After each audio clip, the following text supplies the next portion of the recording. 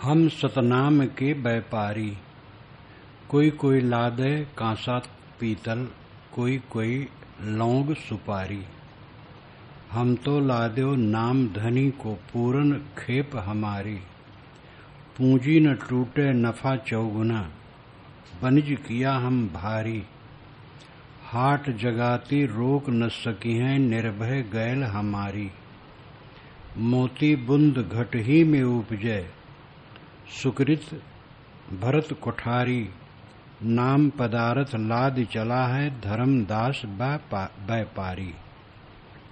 ये सभी जानते हैं, और शुरू में कहा भी गया था कि धर्म साहब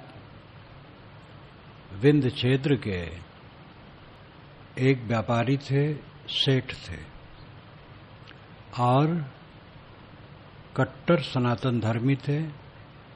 तीर्थ व्रत करना, यज्ञ भंडारा करना, गीता रामायण पुराण पढ़ना,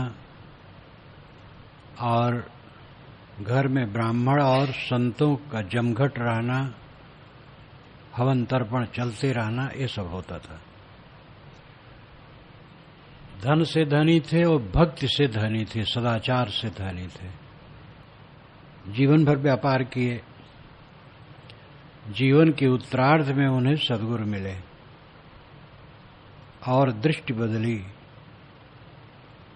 तो सगुण से निर्गुण धारा में लौट गए। वो कहते हैं हम सतनाम के व्यापारी, हम सतनाम के व्यापारी हैं। वैदिक साहित्य में भी कहा जाता ओम भूर ओम भुव ओम स्व ओम जना ओम तपः ओम सत्यम। फिर सत्यम के आगे और कुछ नहीं। निर्गुणी धारा के संतों ने सत नाम कहा, लेकिन सतनाम सतनाम कोई करता रहा है तो उसका अर्थ क्या है? सतनाम का जो भावार्थ है, उस सत्स्वरूप की व्याख्या करना है। सत्स्वरूप अपना निज स्वरूप है। निस्वरूप के बोध के व्यापारी हम हैं, आत्मज्ञान के व्यापारी हैं। हम इसी को खरीदते और बेचते हैं। कोई कोई लादे कांसा पीतल, कोई कोई लौंग सुपारी। व्यापारी लोग कोई कांसा लाते हैं, कोई पीतल लाते हैं, कोई लौंग, कोई सुपारी। अनेक ढंग का व्यापार होता है। हम तो लाद्यो नाम धनी को, हम तो धनी का नाम लादते हैं। धनी सद्गुरु,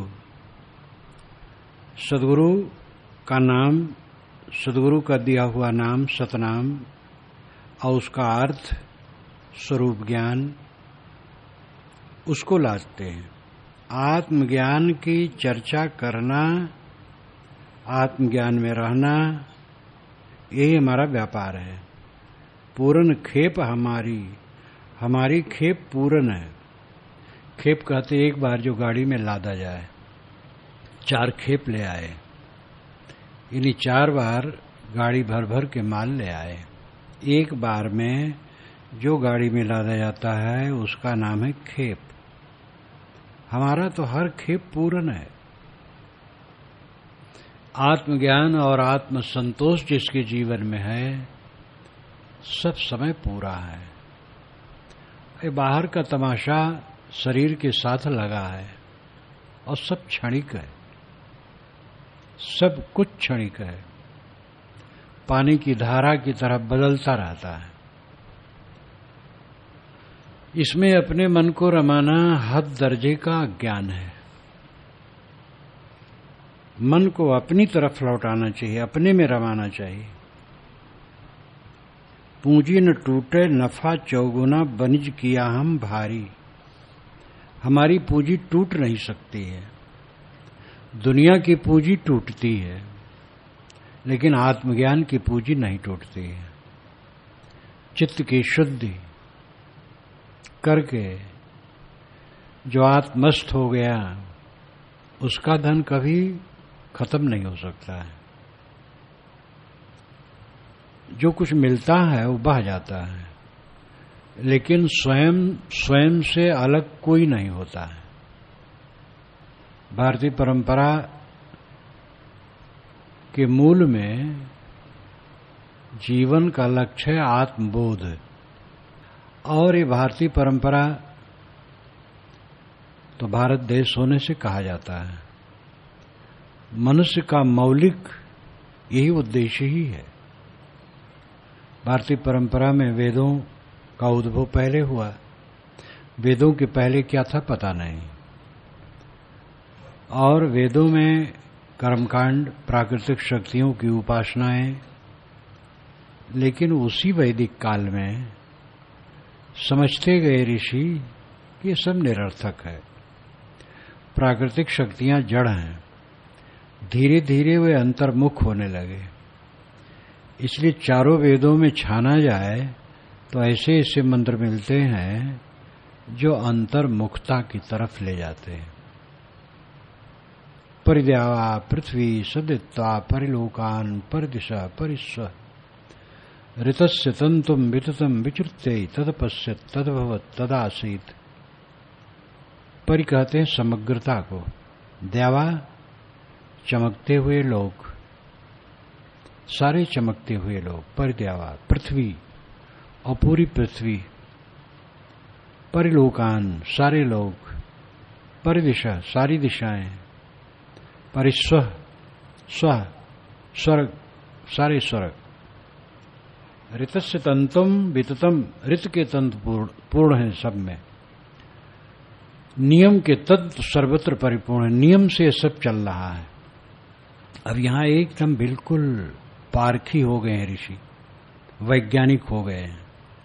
कोई ईश्वर चला रहा है, कोई देवता चला रहा है, नहीं, ऋत चला रहा है, ऋत से चल रहा है। आइंस्टीन ने यही कहा था।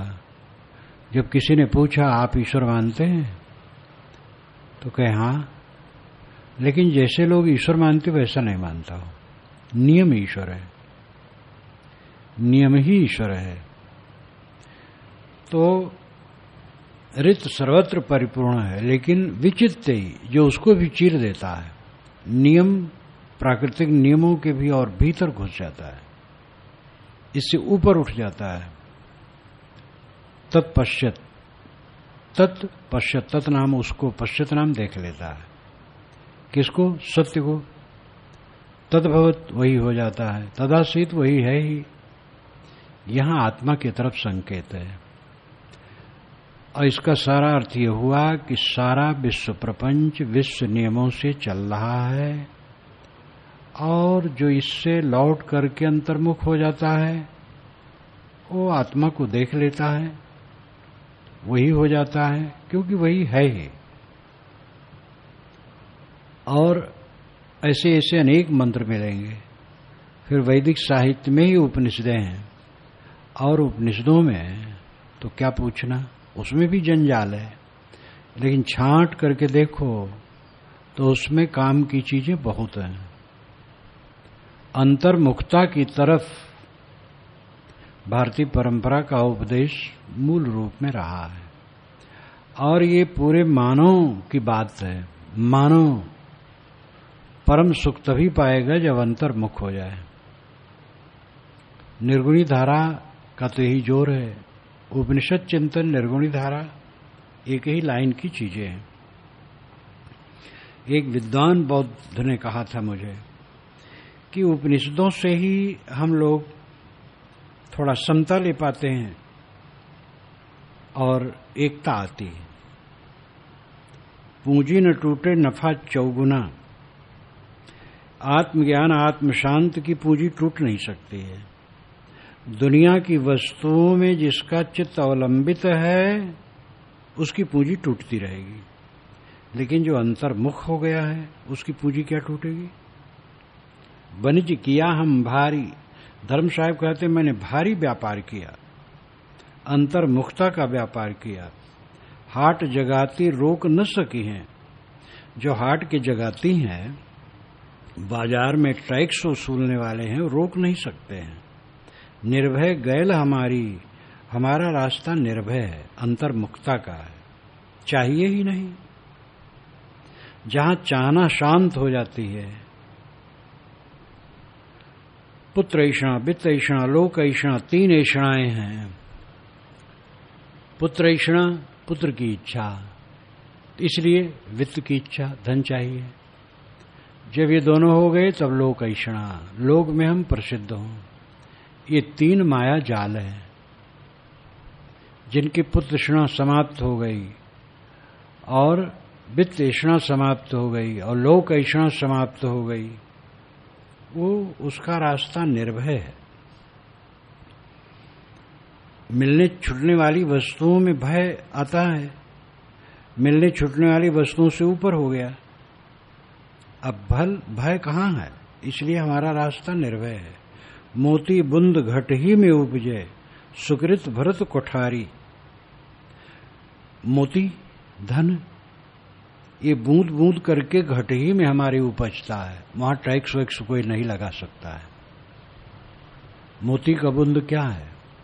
आत्म शांति। धीरे धीरे साधक शांत होता जाता है, अपने दोषों को देखता जाता है, उनको काटता जाता है और शांत होता जाता है। जो ये मान लेता है मैं निर्दोष हूं, वो मूर्ख है। देहधारी निर्दोष कहाँ है? अनाद काल से कूड़ा कचरा मन में भरा है, निर्दोष कहाँ है? लेकिन वो सारा दोष औपाधिक है, स्वरूपतः नहीं है। मल बाहर से लगा है, धुल जाएगा, कोयला नहीं है आत्मा। ये समझ लिया, अब आशा तृष्णा को त्यागने लगा और निरंतर अपने दोषों को देखता है, वो धीरे धीरे जीवन मुक्त होता जाता है। ज्ञानी है, विद्वान है, प्रसिद्ध है, प्रतिष्ठित है, लेकिन अपने दोषों को देखने का अभ्यास नहीं करता है। जीवन बीत जाता है, वो साधारण सदाचार में रह जाएगा, कल्याण नहीं पाएगा। जो निरंतर अपने दोषों को देखता है, उसके दोष कटते जाते हैं और वो जीवन मुक्त होता जाता है, शांति पाता जाता है, गहरी शांति में डूबता जाता है। मोती बुंद घट ही में उपजे। बाहर मोती जहां उपजे तो वहां पर सरकार का कब्जा है, लाइसेंस लो तो वहां से कुछ कर सकते हो। हमारा जो मोती धन है तो मेरे घट ही में उपजता है। विकार छोड़ो, शांति लो, शांति परम धन है। सुकृत भरत कोठारी, सुकृत पवित्र संस्कारों का कोठार हमारे अंदर में भरता चला जा रहा है। नाम पदार्थ लादि चला है, धर्मदास व्यापारी। धर्म साहब कहते हैं मैं नाम का पदार्थ लाद करके चलता हूं, सतनाम। सतनाम तो एक शब्द है, सतनाम का भावार्थ है सत्स्वरूप का ज्ञान। सत्स्वरूप का ज्ञान लाद करके मैं चलता हूं और निरंतर आत्मज्ञान में रमता हूं। शब्द की बिरिया जाए टरी, वहां से आए का कही आए, का करने लगे आन। यहाँ आए परपंच भुलाने, बैठे अधम ठिकान। भाई बंद सुत कुटुंब कबीला, यह कह जग में नाम। तुम जाने उन्हीं संग रहना, ठाढ़ काल मुस्कान। आए नाव काठ से बूझी, दिन दिन अति गरुआई। आगे जाम ले कर लूटी, दे छाती पर लाती। गहे शब्द ज्ञान कर दीपक, बैठे सत के पासा। साहेब कबीर हंसन के राजा, धर्मदास निज दासा। शब्द की बिरिया जाए टरी, निर्णय शब्द का मनन करना, चिंतन करना, संतों से समझना, अपने आप को पहचानना, अपनी बुराइयों को देखने की आदत बनाना, ये सब का बिरिया समय भागा जा रहा है। कब करोगे? निर्णय शब्दों पर ध्यान दो, साधु संगत में बैठो, विचारो तुम कौन हो और तुम्हारे आसपास जो फैला वो क्या है, किसका है। ये सब समझने बूझने का समय भागा जा रहा है और तुम गाफिल हो। वहां से आए का कही आए, का करने लगे आन।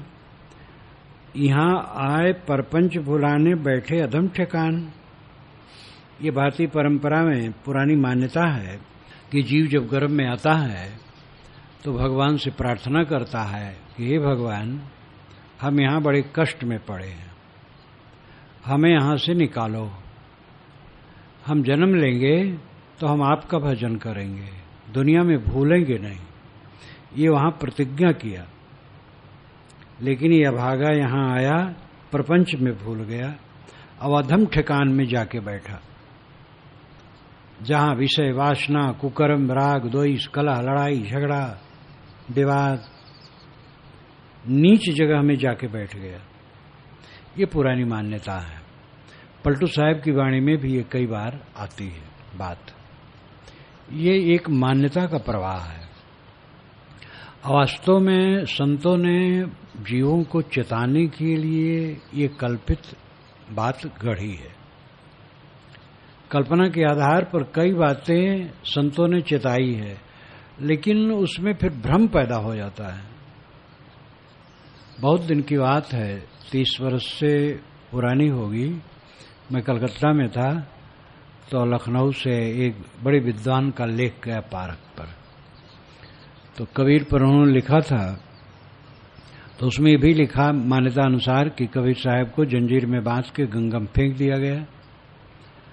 तो जंजीर अपने आप टूट गई और साहब पलथी मार के पानी पर बैठ गए।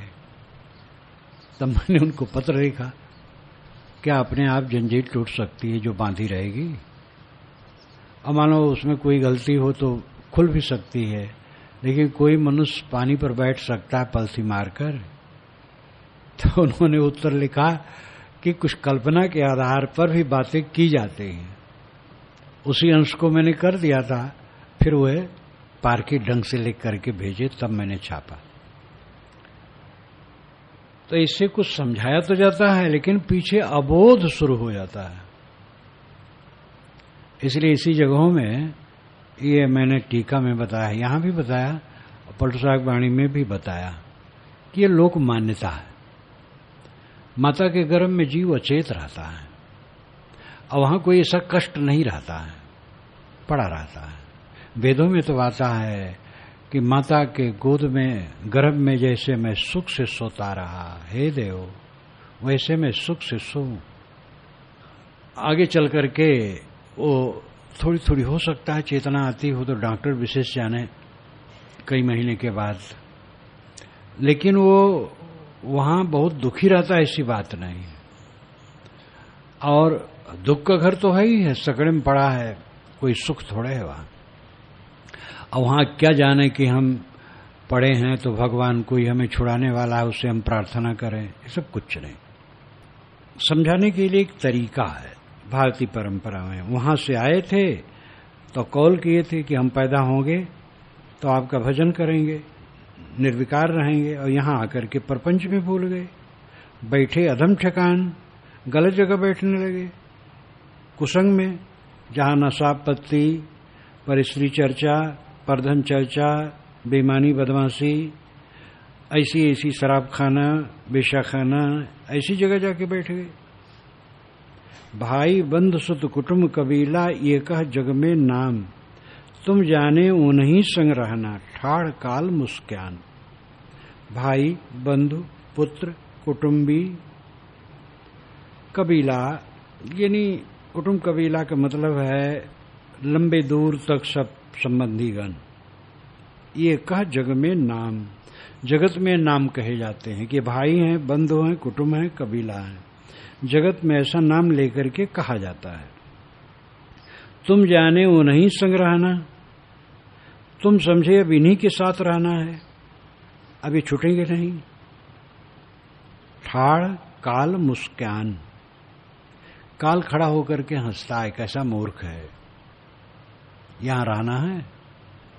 यहां जो बाल बच्चों, पत्नी, धन दौलत से शाखा के बीच में हम हैं, कब तक है? ये सब छूट जाने वाला है। आए नाव काठ से बूझी, दिन दिन अति गरुआई। आए जन्म लिए तो अपने नाव को काट भर भर करके, कूड़ा कबाड़ भर भर करके बोझिल करते गए। ये जीवन नाव का को निरर्थक वस्तुओं से भरते गए, काठ से, कठोर काठ। लाक्षणिक अर्थ है काम, क्रोध, लोभ, मोह, राग, द्वेष। इसी सब से जीवन नाव का तुम भरते चले गए। दिन दिन अति गरुआई, दिन दिन और गरु होता गया। जो प्रसन्नता बचपना में थी जवानी में नहीं रह गई। जवानी की रही सही प्रसन्नता बुढ़ापा में नहीं रह गई। रोज चित्त में कलह, उद्वेग, अशांति, साथियों के प्रति चिढ़चिढ़। कितने घर के मालिक दिन भर चिढ़ते रहते हैं, चिल्लाते रहते हैं। सरलता से कोई पूछे जाकर के बाल बच्चे, नाती पोते, तो चिढ़ जाते हैं। ये कारण क्या है? उनका चित्त स्थिर नहीं है। चित्त स्थिर हो, शांत हो, प्रसन्न हो तो प्रेम से बोलेंगे, प्रेम से उत्तर देंगे। बच्चे जो कहते हैं उसको ध्यान से सुनेंगे, उचित होगा तो राय देंगे, हाँ बेटा ऐसा करो। अनुचित होगा तो बताएंगे ऐसा करने से नुकसान है। ऐसे लोग कम हैं, चिड़चिड़ाते रहते। वो चिढ़ने का कारण यही रहता है कि अंदर में खलबली है, अंदर में असंतोष है। और ये स्वाभाविक मन का रोग है कि साथियों के प्रति मनुष्य को असंतोष होता है। साथी लोग जो सेवा करते हैं, काम करते हैं, लगे हैं, पगे हैं, वो दृष्टि में कम रहता है। कहीं किसी ने अवज्ञा कर दी, कहीं किसी ने कठोर बोल दिया, कहीं किसी ने और लापरवाही कर दी, तो बस उसी को दिमाग में लिए रहते हैं। जो रात दिन सेवा में लगे हैं, सब सहयोगी हैं, उसका ध्यान नहीं है। जो त्रुटि है उसी को ले लिए। और ये पक्का समझ लो कि जीवन में त्रुटियां भी हो जाती हैं, भूलें भी हो जाती हैं। उसको नजरअंदाज कर देना चाहिए, हटा देना चाहिए। महाभारत में युक्ति बहुत सुंदर आई है कि मेरे शरीर में जर, बुखार, खांसी, खुर्रा, तमाम कष्ट आ जाता, ठोकर लग जाता, चोट आ जाती है, लेकिन मेरा शरीर ही सारे स्वार्थ परमार्थ का काम करता है। तैसे हमारे साथी लोगों से त्रुटियां हो जाती हैं। अब ऐसी ऐसी बातें हो जाती हैं जो बड़े प्यारे हैं, वही उलझ के उल्टा कह देते हैं, लेकिन वही सब काम कर रहे हैं, सहयोग कर रहे हैं। हो जाता है मन में संतुलन नहीं रहा, उल्टा कह दिए।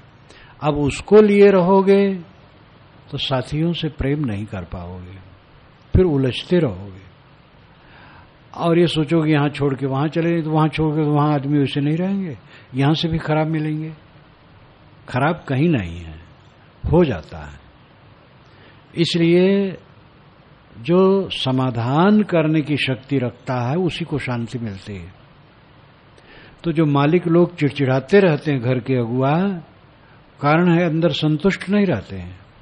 और ये अकल नहीं रहती है कि हमें अपने साथियों की ऊंच नीच स्थितियों को समता से बरतें और सब में सद्गुण देखें, सब में प्यार करें, प्रेम का बर्ताव करें। ऐसी दृष्टि हो तो चिड़चिड़ाएंगे नहीं, शांत रहेंगे और अच्छा व्यवहार रहेगा। तो दिन दिन अति गरुवान, जितना दिन बीता उतना चिड़चिड़ापन, भड़बड़ापन, गुस्सा, तृष्णा, लालच, लोभ, राग, द्वेष। आगे जाम ले कर लूटी, दे छाती पर लाती। समझ लो, यहां जो तुम उलझे हुए हो, आगे जाम यमराज तुम्हारी छाती पर लात दे करके, कर लूटी करके, टैक्स के रूप में तुम्हें लूट लेगा। ये तो सब अलंकार है। मतलब है कि जब तुम उलझे रहोगे तो उलझे हुए संस्कारों में मर जाओगे, जीवन का फल कुछ नहीं मिलेगा।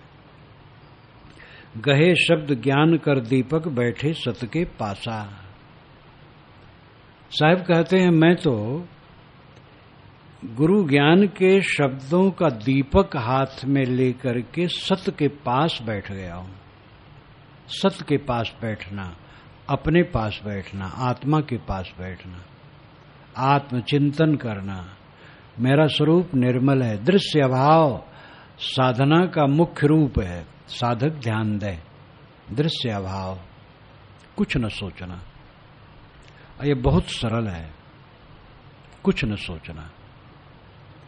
वैराग्य जब पूरा रहता है, यानी पूरी अनासक्ति रहती है, तो साधक विकारी बात नहीं सोचता है। काम क्रोध लोभ मोह राग द्वेष की बात नहीं सोचेगा। लेकिन सावधान नहीं है तो आदमी पेड़ पल्लो घर मकान गलियां जो कुछ देखा सुना जो ख्याल आएगा वही सोचता रहेगा। कोई विकारी बात है उसको तो नहीं रहने देगा, वैराग भाव है तो उसको रहने नहीं देगा, वो निर्विकार रहेगा।